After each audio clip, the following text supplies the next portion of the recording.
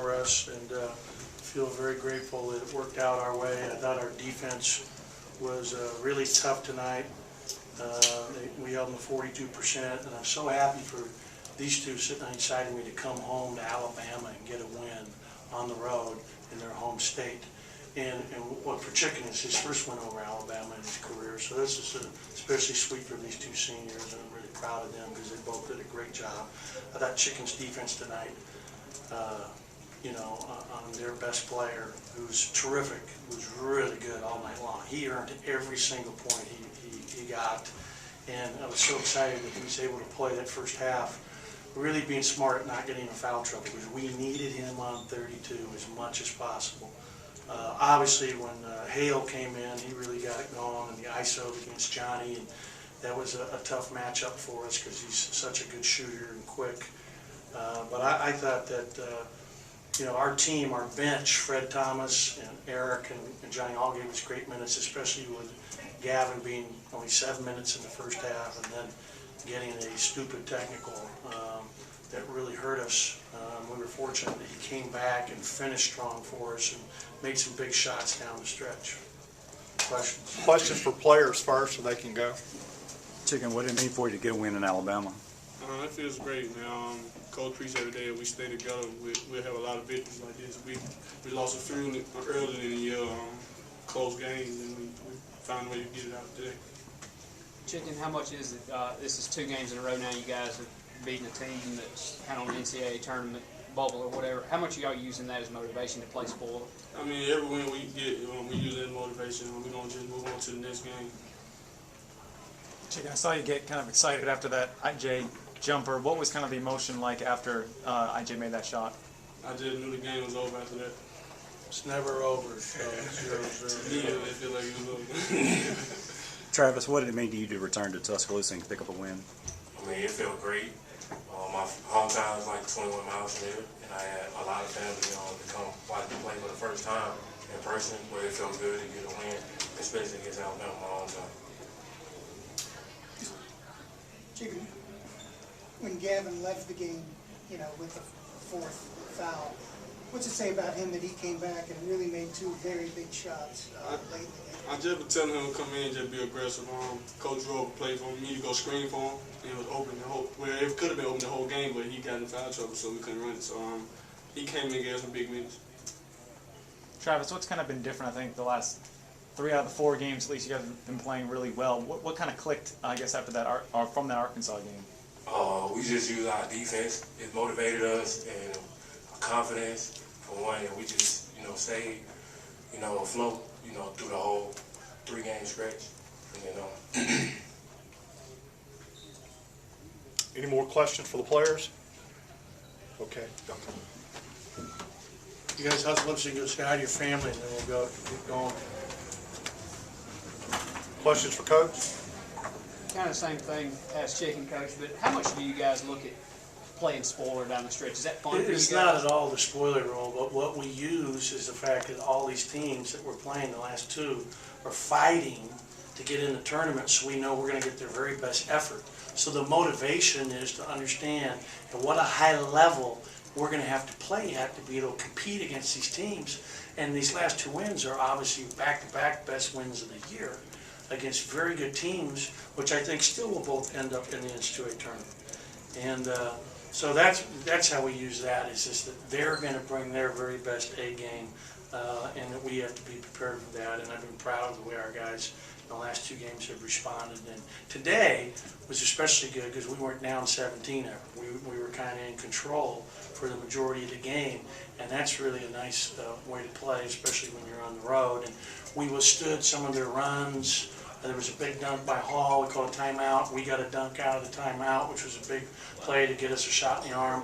IJ, you talked about his shot.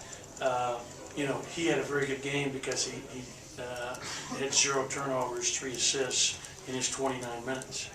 And it would have been nice if we would have been able to play him a few more minutes in the first half, but he got a very ill-advised second foul, gambling in the backcourt, which is something we talked about. I thought Q was terrific tonight. As usual. I mean, we're kind of taking it for granted. Q Weatherspoon, 15 points again, played really good defense. His guy today didn't get a shot off Norris, which is a huge, plus for us. I think Norris is really good. He had 16 or 18 in the first go around. I thought we did a terrific job on him in particular today. Edwards had a wide open three that we made a mistake and went almost double 32. We were lucky the ball didn't go against us on that play. So we had some bounces, which you have to have to win a road game in this league or any great league like the SEC. What does it say about Gavin to have the low of the technical and everything that was going against him at that moment to come back and contribute down the stretch like I that? think he felt like, he obviously knew that was wrong, the way he acted, the way he reacted. And I think he sat there and thought he better, it's amazing, when he comes back from a concussion, the next game against these guys, he had 28. When he was disciplined and not starting in the last game, he comes back and has a great game, 18 and 13. So, maybe adversity, is good for him. I just wish it wasn't, foul trouble in the middle of our game. I'd rather have, the other things. In a game like this where you're without Malik and then as Gavin. First of all, it's good to see you on a road game, Michael. I want to commend you for making it over here. It's not that long of a trip, so thank you, appreciate it. Sure. Without Malik and then Gavin, I guess foul trouble throughout. How valuable was Q today? Playing some point, playing some 4, playing 3. It just shows his versatility. I mean, think about this. We've played Q from 1 through 4 this year. I mean, not a lot of guys, and not just offensively, but more importantly to me, almost, is defensively. Like there was one time, he had number 11, and he was just playing him tough in the post. 11 went up and missed the shot. Travis needlessly came over to help, which he shouldn't have, to try to block a shot. I think they scored on that play because I remember getting on Travis like, he's fine, he's tough. He's so tough. That's what makes him so good is his toughness. And, he made a big 3 in the corner in the second half that gave us some momentum. And again, it's all because of his hard work. He does a lot of extra work on his own. And that's what you love about a player, is a guy who puts in the extra work that's not being asked to do it, but is doing it because he wants to be special. He wants to be good. So I'm obviously excited about Q. I think he's really playing well for us, and I think he's opening up a lot of eyes in this conference. When did you know that you would be without Malik? Didn't know for sure until right before the game. He Wednesday we had off.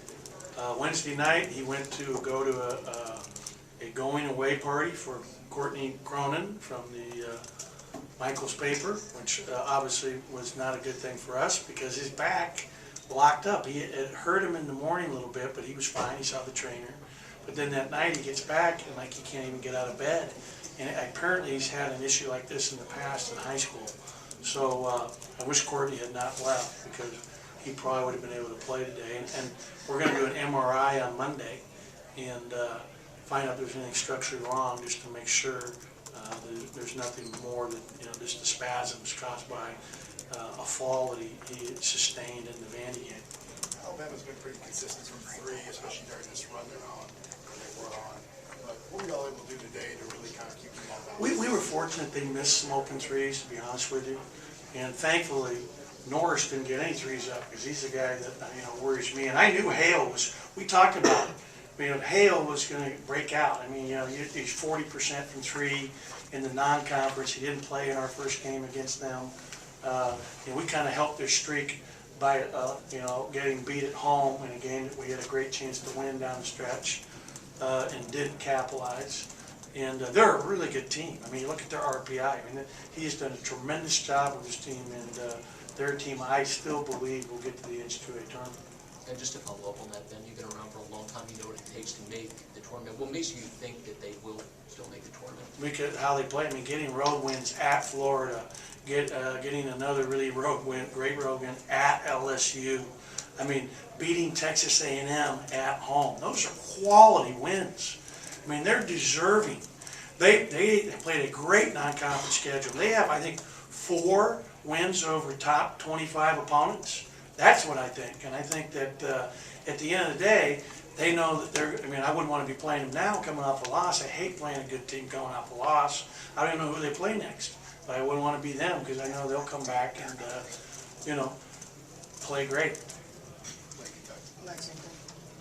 Yeah, and I'll tell you what, I believe they'll play great at Lexington. I believe that. They'll play great at Lexington. You watch. How do you say his name? Obasa, how do you say it? Obasahan. Obasahan is special. I mean, he is special. I love his story. I was looking at his freshman to senior year, how he's grown as a player. I mean, he is so good.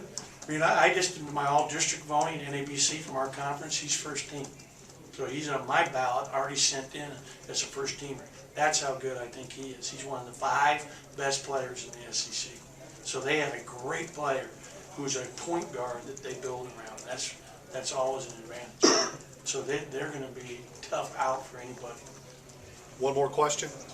With Q, it seemed like he was running off of screens a lot more for the three-pointers. Was that something more you did today with Malik out, or drawing up plays? Yeah, but you know what? He had it going. He hit a 3 early on at the top of the key, I think, in the first half.